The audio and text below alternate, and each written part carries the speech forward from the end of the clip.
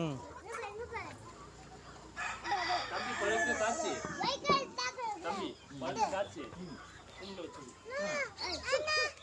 அவ்வளோதான். அப்படியே அந்த ரத்த நாளெல்லாம் தீஞ்சிடும்.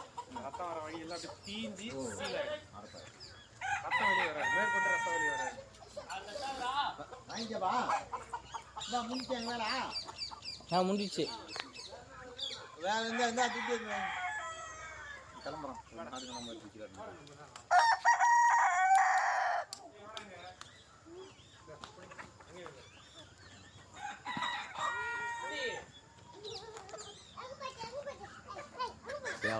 அது